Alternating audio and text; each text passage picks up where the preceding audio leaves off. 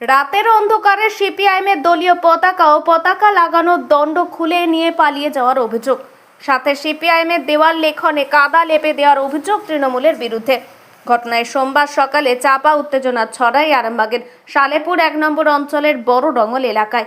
জানা গেছে ওই এলাকায় রয়েছে সিপিআইএমের 3 নম্বর এরিয়া কমিটির কার্যালয়। সিপিআইএম নেতৃত্বের দাবি, গত 24 তারিখ তাদের অন্যতম নেতৃত্ব শ্যামাপদ চক্রবর্তীর স্মরণ সভা করা হয় সেখানের একটি লজে। সেখানে বহু মানুষ জমা হয়।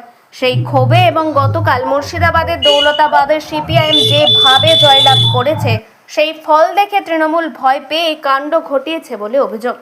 তাদের অভিযোগ, রাতের অন্ধকারে তৃণমূলের দুষ্কৃতীরা এলাকায় লাগানো প্রায় 150টি পতাকা এবং এরিয়া কমিটির কার্যালয়ে লাগানো পতাকা লাগানোর দণ্ড খুলে নিয়ে পালিয়ে যায়।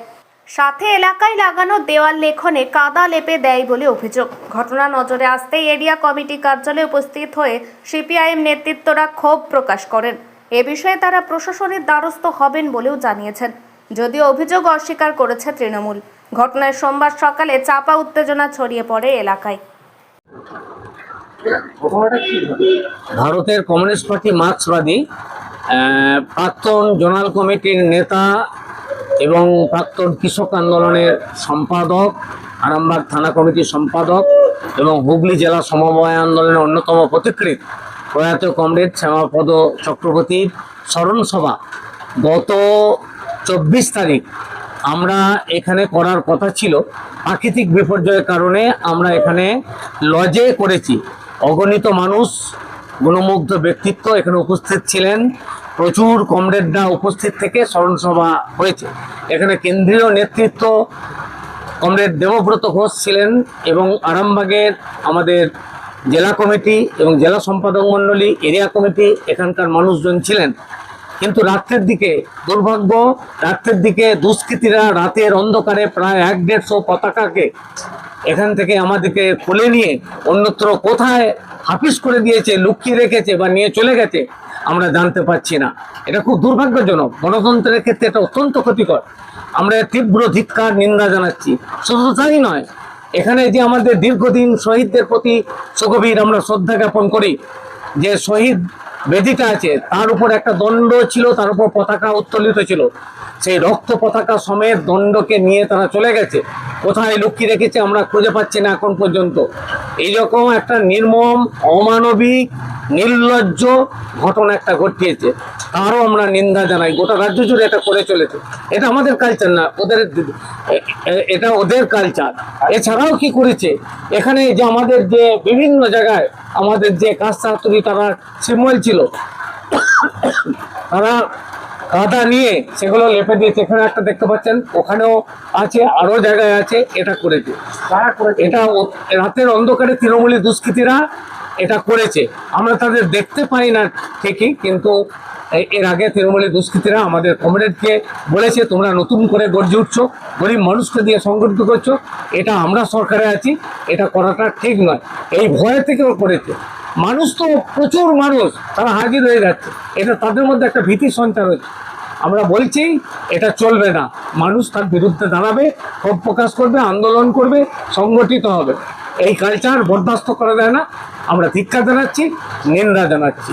মুর্শিদাবাদের ঘটনার পর কোথাও কি শাসক দল ভয় পাচ্ছে বলে মনে করছে? ইয়েস, মুর্শিদাবাদে একটা ঘটনা ঘটেছে, আপনারা জানেন।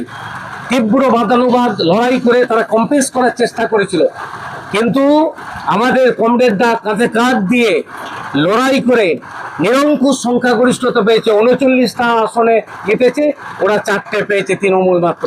এই ভয়, এই ভীতি গোটা রাজ্য ছড়িয়ে গেছে।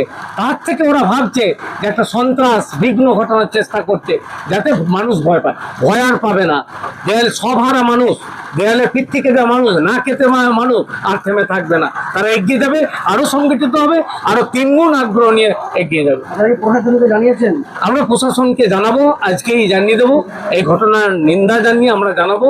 আমরা চোখে দেখিনি, চিনিও না তাদের। আমাদের আন্দাজ তৃণমূলীয় দুষ্কৃতীরা এটা করেছে, যেহেতু আমাদের লোককে তারা একটু শাসিয়েছিল, ভয়ও দেখিয়েছিল। পবিত্রতার জায়গা এই শহীদ বেদিতে আমরা পতাকা তুলি, শ্রদ্ধা জানাই, শহীদদের প্রতি শ্রদ্ধা জানাই। এই শহীদ বেদিতে যে দণ্ডটা ছিল, সুন্দর একটা দণ্ড ছিল, তাতে পতাকা তোলেছিল। সেই অবস্থায় সেই পতাকাকে তুলে নিয়ে অন্যত্র সরিয়ে নিয়ে চলে গেছে দুষ্কৃতীরা। মানে প্রাকৃতিক বিপর্যয় চলছে, এমনি ঘর উড়িয়ে দিচ্ছে। এই যে আপনারা দেখেছেন যে ওই রাস্তার ওপর যেসব ওই যেগুলো সব ফ্লেক্স টেক্স দিয়ে করছে, সব ঝড়ঝাপটা হচ্ছে, এর সাথে তৃণমূলের কোনো সম্পর্ক নেই, তৃণমূলের কোনো সম্পর্ক নেই।